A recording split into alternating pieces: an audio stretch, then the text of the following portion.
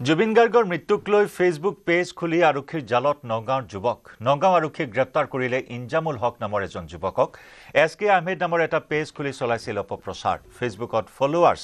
আৰু ভিউজ বৃদ্ধিৰ বাবে এই দুষ্কাৰ্য কৰিছিল ইনজামুলে আৰক্ষীৰ সন্মুখত এই স্বীকাৰোক্তি ইনজামুলৰ নগাঁও আৰক্ষীয়ে গোচৰ ৰুজু কৰি আৰম্ভ কৰিছে তদন্ত নগাঁও আৰক্ষী অধীক্ষক স্বপ্নলীল ডেকাই সংবাদমেলযোগে জনায় এই কথা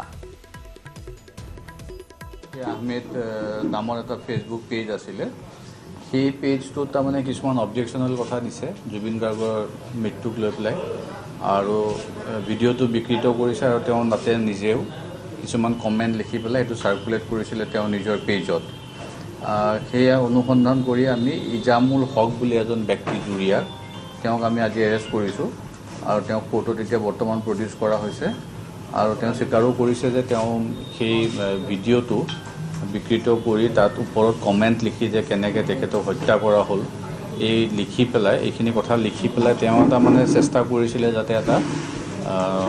ল এণ্ড অৰ্ডাৰ চিটুৱেশ্যন হয় আৰু মানুহৰ মাজত যাতে এটা শংকা হয় ইতিমধ্যে CID যিহেতু ইনভেষ্টিগেশ্যন কৰিয়ে আছে তেওঁ সুকীয়াকৈ ইনভেষ্টিগেশ্যন কৰাৰ কোনো অধিকাৰ তেওঁৰ নাই আৰু তেওঁ এইটো আমি সোধপোছ কৰাত তেওঁ এইটো আমাক স্বীকাৰো কৰিছে যে তেওঁ ভাবিছিলে যে এইটো কৰিলে এটা তেওঁৰ ফেচবুক পেজৰ হেৰিটো ফলোৱাৰ্ছ বাঢ়িব আৰু মানে এটা ল এণ্ড অৰ্ডাৰ ক্ৰিয়েট কৰাৰো তেওঁ এটা উদ্দেশ্য আছিলে সেই মানুহজনক আমি এৰেষ্ট কৰিছোঁ আৰু এতিয়া আমি কাষ্টডিও বিচাৰিছোঁ আৰু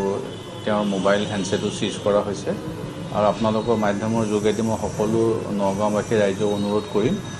যাতে তেনেকুৱা ধৰণৰ কামৰ পৰা তেওঁলোক বিৰত থাকে